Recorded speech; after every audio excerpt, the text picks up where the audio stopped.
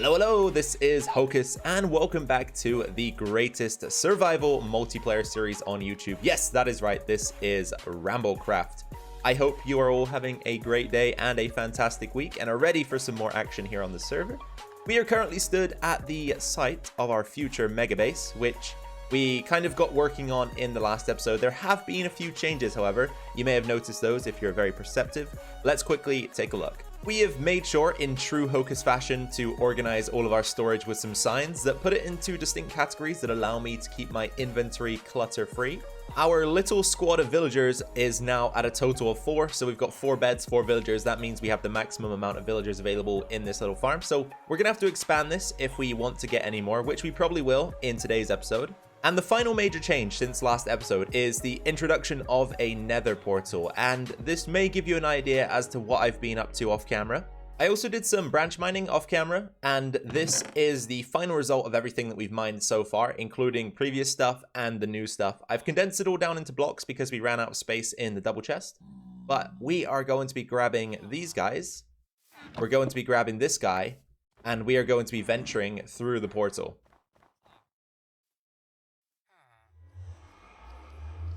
Congratulations if you guessed correctly, and that is right. I have been working on an ice road off camera, so this thing is going to hook us up to the Megabase. That is the direction to take for the Megabase.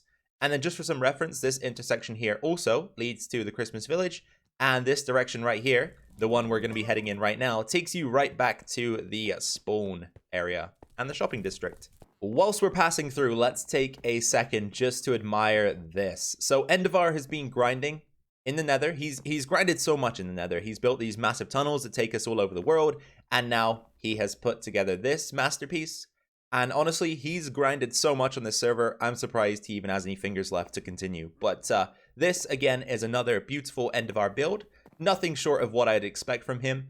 But the thing is, I don't actually know where this portal leads out. So let's jump in it together and see where we go. And location is shopping district. This is exactly where we need to be. Oh man, I shouldn't have come back here. This place just brings back so many good memories. Chase, I miss you, buddy. I miss you.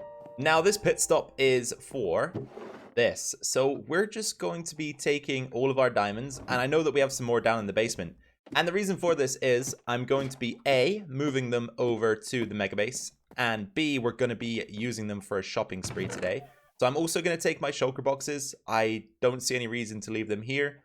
And we have a few more, which I might try to empty out so that we can take with us. But, you know, most of all, we are here for the blue shinies. So let's grab them up. I just couldn't leave without stopping by. I couldn't leave. The memories, they're too deep. They're too strong. I still think about you, buddy. I still do. Ooh, not gonna lie, that brought back some memories that maybe didn't need to be experienced today. That was like an emotional tidal wave. It's got me feeling a little bit down, but there's one thing that can cure some minor depression, and that is obviously some retail therapy. So let's spend some diamonds, baby. First up, CHASETER's Trident enchantments. Come on, Chase, show me the goods. So he sells kits that allow you to enchant tridents, which is pretty cool. I'm gonna be buying a kit. So what are they? Kit 4, kit 5, 10 diamonds. Each kit is 10 diamonds. So let's take our 3 books and give the guy his 10 diamonds. That should just about do it. There's no doubt about it, we are getting pretty darn wealthy here on the RambleCraft server. So today I've decided to do something very generous. Every purchase we make, we're also going to drop off a little tip for the store owner. So Chase's tip is going to be 5 diamonds. And you know what? This guy is going to get mega rich, and it's all coming out of my pocket. My boy Binary is also about to make a sale. He is selling netherite ingots at a cost of 2 diamond blocks per netherite ingot. So I'm going to snatch that from him. We can definitely make use of it, and we're going to give him a couple diamond blocks. And of course, Binary also gets himself a nice little 5 diamond tip for his service. And Binary's next shop, Slime Time, I'm going to do a little bit of spending in here also. So he's got 64 slime balls at 1 diamond apiece. Or you can buy 64 slime box at 4 diamonds. Okay, let's take, I don't know, let's take quite a few of these. I think we might be able to make some use out of those. So 4 diamonds per 64. 1, 2, 3, 4. 1, 2, 3, 4. 1, 2, 3, 4. 1, 2, 3, 4. And then he's selling leads. I'm definitely grabbing some of these as well. So they're 1 diamond a piece. That's very cheap. Thank you, Binary. And I think that'll do it for Slime Time. Binary's only gone and earned himself a second tip as well. This time I did reduce it down to 2 diamonds, but Binary, you are making some money out of me, boy. Now here's a store I've been interested in shopping at, and this is Endavar. I don't think he's named the store, but it's his new wool shop. And he is selling 3 stacks of wool for 1 diamond. I think we're going to take 3 stacks of every single color. Once again, Endavar, thank you for the service that you provide, my friend. On to Endavar's redstone store. And once again, I think I'm just going to buy a little bit of everything. You already know how this goes, guys. You already know how it goes. For probably my final store of this spending spree, Endavar's Emporium. And this place sells some very, very useful items. So I'm going to definitely be buying some iron. And I'm definitely going to be buying some rockets. And when I say some rockets, I mean a pretty large quantity. And that, my friends, makes Endavar the very first person to earn a triple tip from Hocus. Oh, wow. Oh, wow, indeed. Oh, I'm feeling so much better now after some much needed retail therapy. It's coursing through my veins, and I'm feeling good. I've forgotten about Chase. The memories. Okay, enough about Chase. We are now over at the Trident Vendor 3000. I've changed the price to 12 diamonds because we weren't making any sales. I also grabbed one for myself. I quite fancy enchanting that with my kit from Chase's store and using it. But there's one issue here. I built this thing a while ago, so I don't really understand anymore. Or I never did understand. I built this from a tutorial. But what I'm trying to say is I cannot remember exactly how to configure this device to dispense at a certain amount of diamonds. So what we're going to have to do is spend a little bit of time figuring out the inner workings again and deciding how to set the price on this thing and get it working again, because it's still only going to dispense at 20 diamonds. However, we want this thing to dispense a trident at 12 diamonds instead. That actually didn't take anywhere near as long as I thought it would, but we should test it just to be sure that I'm right, that I've fixed it. I could be wrong. So let's dump 12 diamonds in. And we should this time get a trident for 12 diamonds instead of the original 20. So it might take a little bit of time to dispense. It occasionally does.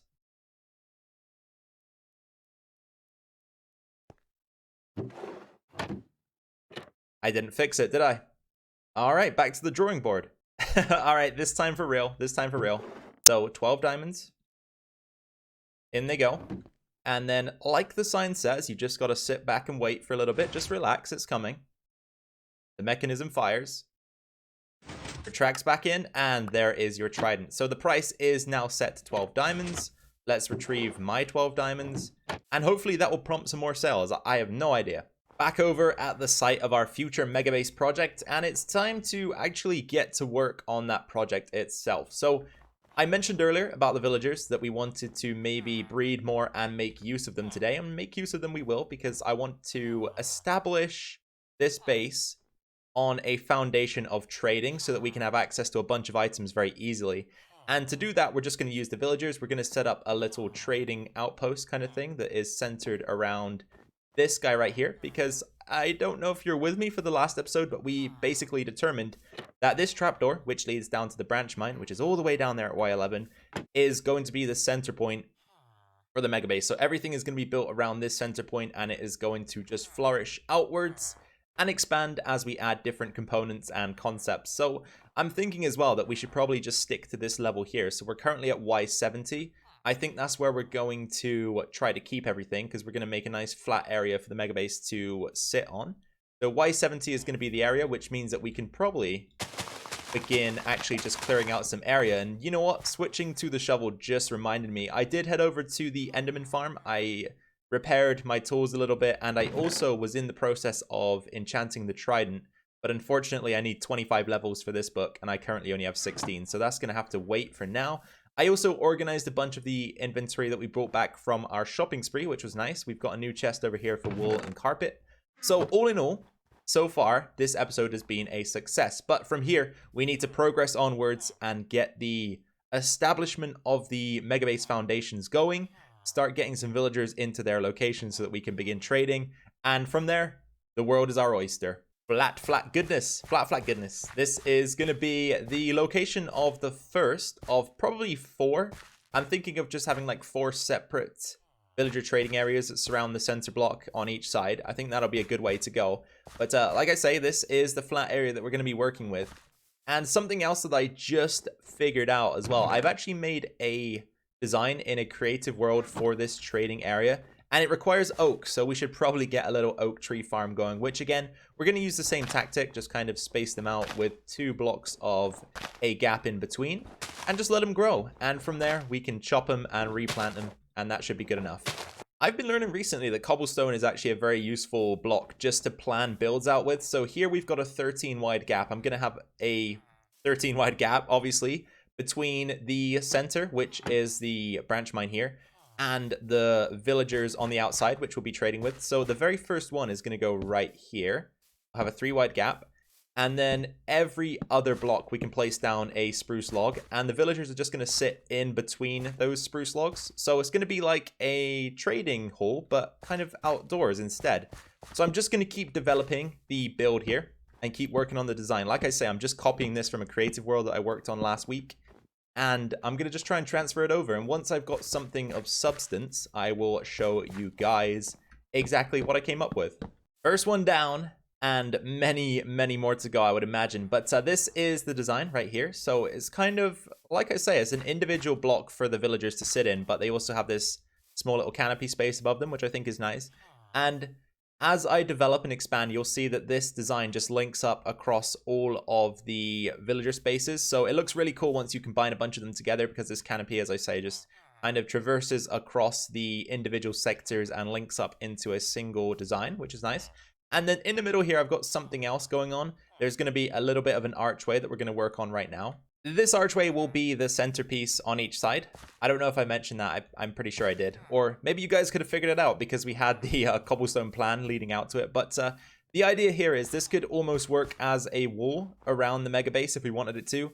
Otherwise, you can pass through it to whatever is going to be on the other side. Like I say, I don't really have a concrete plan for this base. Just going to expand and grow as we decide to build new things. But this villager trading area is going to be a large part of it for sure, and it's going to sit all the way around the outside. So if we do decide to use it as a wall, it'll work. If not, then perfect, we can walk through it either way. So let's get to work. We've got a lot of stuff to build here because so far I've only got 2 cells, and I'd also like to get some villagers into the cells today as well, so that would be a nice thing to do. And then before we do move on, actually, let me just explain a couple of things here. So underneath the carpet, we've actually got some glowstone. And that was something I sort of didn't mention at the start of today's episode that I probably should have. But off camera, I spent a bunch of time in the Nether collecting up a load of resources. So you can see that in here. I've got a bunch of glowstone, loads of quartz, loads of gold, all good stuff. And we're going to be using that for the build. So that's the idea there.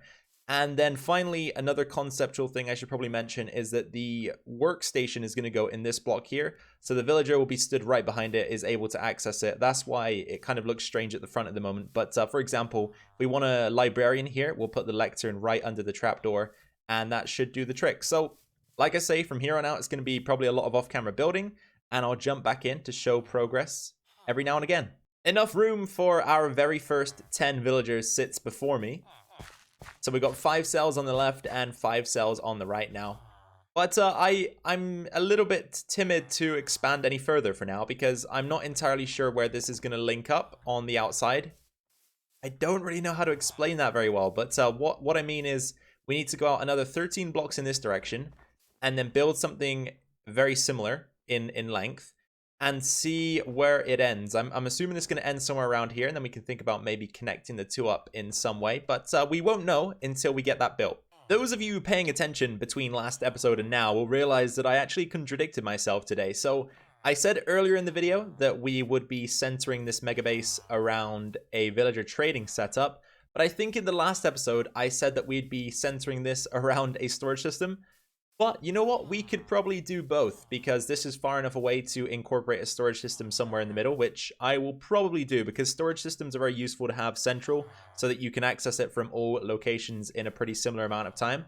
So yeah, we'll probably continue with maybe combining both of those ideas into a centralized hub sort of area for the mega base. But either way, we've got a second part built. And this is where we link up. So it's pretty much spot on. And this leaves us with a few options. First of all, we could always go ahead and just incorporate 2 more cells right here and have an extra trade in the corner. Or we could alternatively just leave the corners open, which I'm kind of hedging towards, probably, but we'll see. And maybe do something like this, so we could even just throw in some glass in the corner to link it up, and then maybe, I don't even know at this point, I'm just kind of spitballing ideas, but something like this just to throw in the corner to make it look a little bit nice. But we have options, and I think that we'll wait till a little bit further down the line to 100% decide what happens. But I think from here, I actually want to try, whoa, see that? That's so weird. It sometimes does that. It doesn't register to sprint properly or something. I've heard that there's a different client you can download to prevent that when playing on servers, but I haven't got around to it. That was a bit of a tangent. Anyway, what I want to do now is grab some villagers maybe and get them into the locations and see if we can get some good trades going. Villager, you need to get in your slot, okay? So I'm going to release you from the boat and you just walk right in. It's easy. We don't need to complicate things at all. And this guy actually picked up the blacksmith job from the stone cutter that I've got over there, but we can fix that. That's okay. Dude, come on. Come on. In fact, you know what? I think maybe we should get rid of the stone cutter. That might actually force him to not want to walk in this direction. So let's grab that real quick. And we actually might need a mason at some point. Bricks are a very useful building material. Why haven't you lost your job yet, sir? I think sometimes on the server this can be a little bit laggy, so they don't always lose their job right away, but he should have lost it. This is going to be... This might actually be a little bit of a pain in the butt to get him in there. I'm thinking minecarts might be an option. Maybe craft a few rails and just push him in that way. I'm not sure. He's finally in. After losing the job, he actually was very simple to get to walk in. So that's probably the best way to go about things, is just to make sure they don't have any job roles before putting them in. And I think this first guy I have decided is going to be a Fletcher. And the reason for that is because Fletchers offer the stick trade for emeralds, which is a very cheap way to get sticks. So if we pop this down in front of him, he should pick up the Fletcher roll. And then what we want to do is just keep re-rolling him until he does get the correct trade, because they don't always get it first time. So here he goes again. And there it is. So this stick trade right here is very cheap. Sticks are easy to come by. We can make some emeralds this way. And then eventually, I think what I want to do is configure this in a way that we can get zombies to attack them, so that we can actually cure them and lower the prices manually as well. But that's something we'll think about further down the road, just because it will require a completely separate contraption to work. I'm about to cut down this entire birch forest and see exactly how many emeralds we can make from converting all of the wood into sticks. So leave your estimations in the comments below right now, and we'll see if anybody gets it right. But no cheating, okay? No cheating. We finished that cutting session up with 4 stacks and 17. Also remember that some sticks will have dropped from the leaves, so that does contribute to the total. Now we're going to craft all of these into sticks, and we'll see where we currently stand. I've got all of the full stacks in a chest in front of me, but there were 25 left over that I'm just going to keep for myself, because you guys know that I like to keep a few sticks in my inventory at all times. The final product, though, is 9/18/27. That's right, yeah, 9/18/27. For some reason, I was second guessing myself. 27, 28, 29, 30, 31, 32, 33, 34, 35 stacks of sticks. So if you said 35 stacks, you were correct. Congratulations. So we have got some serious trading to do, and it might take a while because these villagers don't always want to continue trading. But we can get started for sure here. And he's finally decided to pack up shop. So I guess now we just need to keep waiting until he restocks, and we should be able to go again. There's actually something we can be doing whilst waiting for our guy to restock. So we bought a bunch of wool earlier today. And what I want to do is just craft 4 more beds. I'm looking for more villagers. We need to fill all of these slots. So it's going to take quite a few. And there we go. And I think what I'm going to try is something a little bit different. I don't know if this will work, but I'm just going to place the beds over top like this and just see if we can get any spawns that way. Oh no, unfortunately we're going to lose out on a few emeralds here, and I'm going to try and demonstrate the glitch again. I couldn't get my inventory back. I've tried relogging. Well, actually, I should probably demonstrate first for some context. So what I was doing is I was shift, spacebar, and that kind of just restocks the store. And then as soon as the trade expired, I carried on doing it. It was taking sticks from me, but not giving me the emeralds for the trade. So I think I lost out on a few emeralds there, unfortunately. It's no problem, though. We've made 53, and sticks are very easy to come by. But like I say, I just couldn't get the inventory to return to me. I tried relogging. I tried clicking around a little bit, which sometimes reloads, things like that. But I think the sticks are gone. So this guy robbed me. Robbed me. This guy right here was the bane, and still probably is going to be the bane of my existence. I'll explain. So I grabbed a couple more villagers. This guy I re-rolled a few times, got... Wait, multi-shot? Oh, you're kidding me. I had mending on this guy. Why has he now got multi-shot? Dude, what's going on? Alright, let's double check this guy. Okay, I'm breaking 3. So I re-rolled this guy a ton of times. I spent probably 30 minutes re-rolling him. I was about to give up, but I thought, you know what? Let's give it one more shot. And fortunately, Unbreaking 3 showed. And I'm telling you guys, I didn't get a single Unbreaking enchantment until this one. I didn't get a 1, a 2, and I was looking for a 3 the whole time. So this guy was a pain in the butt. And this guy now is going to be a pain in the butt because for some reason he switched to multi-shot. I have no idea, but I think what we should probably do is aim to lock this trade in so that we don't lose it again. And for that, we're going to need some books, which I don't currently have. So that might be a quick mission to finish up the episode. On my quest for books, I remembered something. I came across a shipwreck and I looted it and I got all of this good stuff. And then I realized you can actually find books in shipwrecks. And then I remembered I've probably got some back at base because I looted a few, and I did. So first of all, we locked in the Unbreaking guy. So this guy now, he has experienced the trade. That means he'll never change his trades again. So he's locked in for good. I re-rolled this guy again, got him back to mending. He is now more expensive, but that's okay. We'll take a book, and he is now also locked in. So we've got mending, unbreaking. There's probably 3 more slots here for librarians if we want them. And that means I just need to decide what other trades are going to be appropriate to keep here. I'm thinking efficiency 5, if I can get it, might be a nice one, but then I'm not really sure about the others. So we'll think about that when the time comes.